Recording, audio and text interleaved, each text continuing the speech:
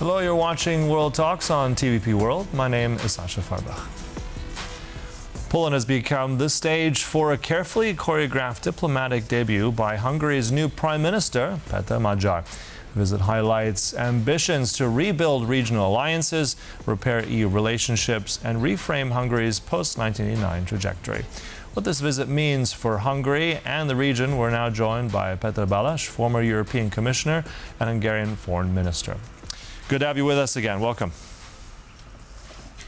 Good morning.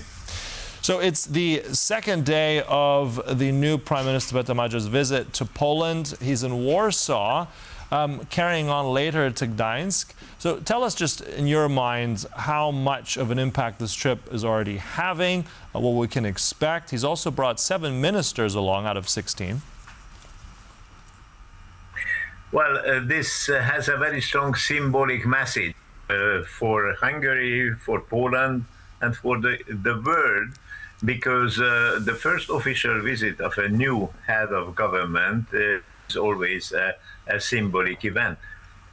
Usually Hungarian prime ministers are choosing between 3 places to visit. One is the traditional visit to the closest neighbor, Austria, to Vienna. Another one is the headquarters of our alliance system, Brussels. And another one is Warsaw, Poland in general. Now, Péter Magyar has opted for Poland, but immediately after, he is going to fly from Poland to Vienna to establish a new relationship, a new start with Austria, and after that to Brussels, of course. So the 3 will be there, but Poland is leading, which means that the new government is putting a very strong emphasis on the regional cooperation with our neighbors, with a special emphasis on the Visegrad cooperation, which has new chances, new opportunities, as Polish-Hungarian alliance can attract the 2 other partners, Czechia and Slovakia. Mm-hmm.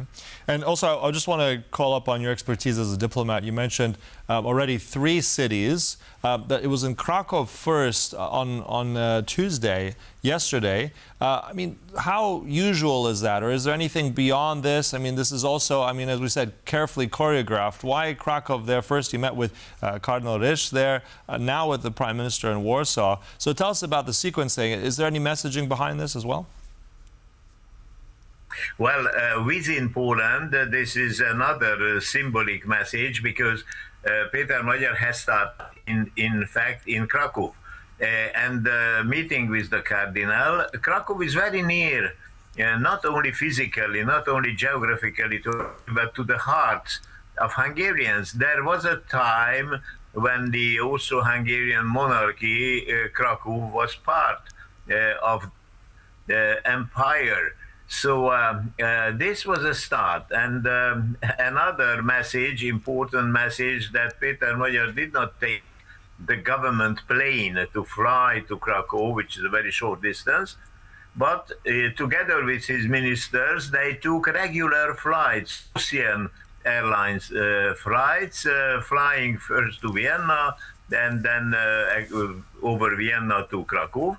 And from Krakow, they are taking the train to Warsaw, and from Warsaw there is one more meeting with the former president Lech Wałęsa in Gdańsk.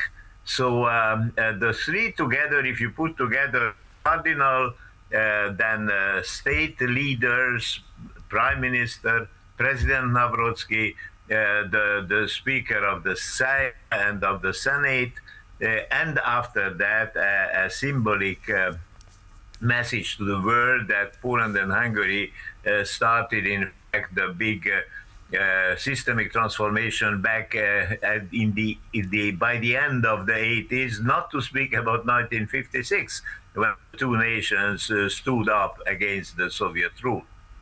Yeah, and I think also what's important, you mentioned already Lech Wałęsa, who'll be meeting later today in Gdańsk, also with the Prime Minister. But let's also talk about these two Prime Ministers, Donald Tusk and also Péter Magyar. How much are they aligned? How much will this relationship really forge policy? What we can see in the next months and years to come between these two?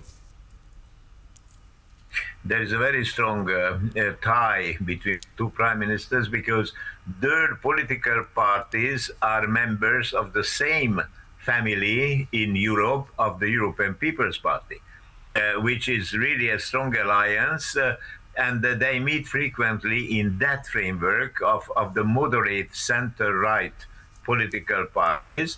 This was a good choice of Péter Magyar. And we can add that this place was empty because before the TISA party, the Fidesz was a member of that party for a long time, for more than 2 decades. And then when Fidesz and Viktor Orbán have distanced themselves from the political line of the EPP, and there were more and more conflicts with the party leadership.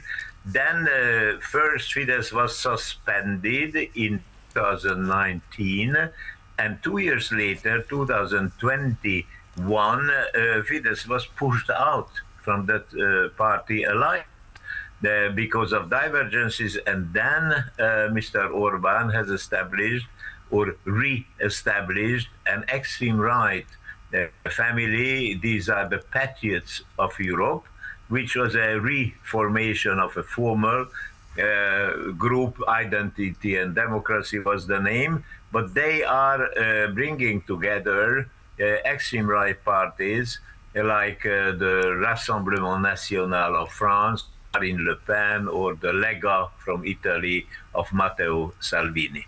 Mm-hmm. And then also, I want to get your sense of regional politics. You already touched on the symbolism. Péter Magyar taking that Austrian plane. He'll go to Vienna as well after the trip to Poland. The Visegrad, the V4, this regional alliance, I mean, this has kind of been very much frozen for a time. There's going to be a revival of that, maybe it appears to be, but what tangibly can that alignment really do? What does that mean for this region in terms of policy? We still have leaders like Robert Fico, very different in terms of what we're seeing now with Péter Magyar and Donald Tusk, and also what we see in Prague with Mr. Babiš. Well, in his foreign policy program, Péter Magyar has put a strong emphasis on the revival of the Visegrad cooperation, which has survived all the past political changes in the four countries. Because Visegrad was signed as a common declaration back in 1991 by the presidents of that time. Lech Wałęsa was one of them.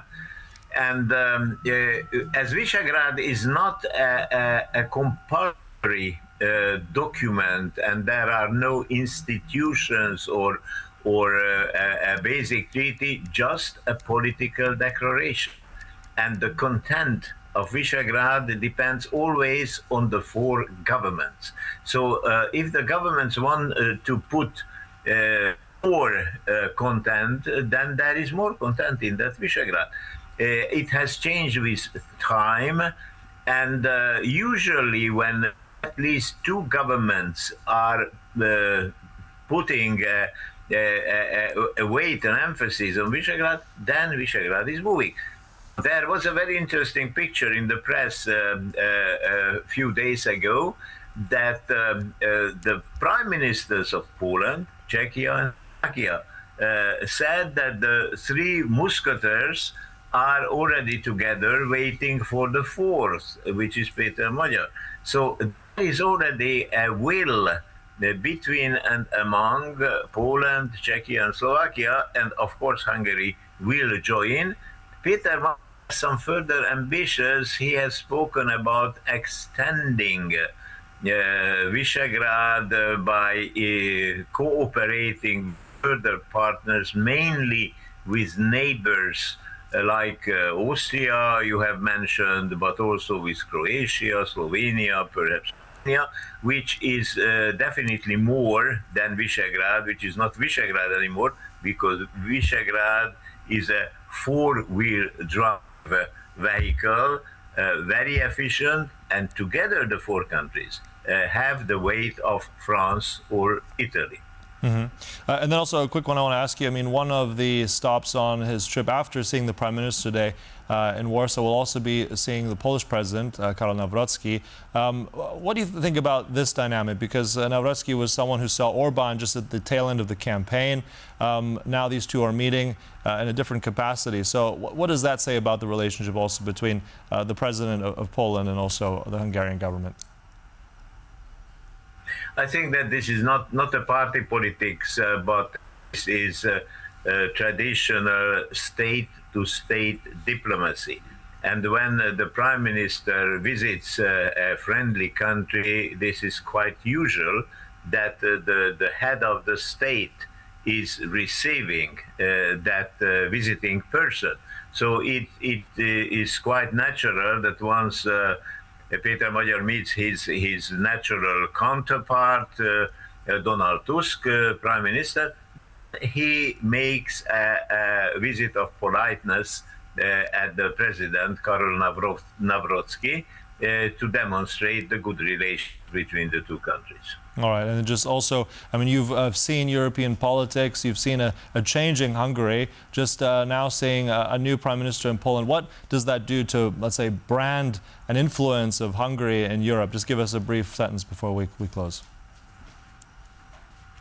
I think the outcome of the last parliamentary elections in Hungary, first of all, it was a very good news for most Hungarians.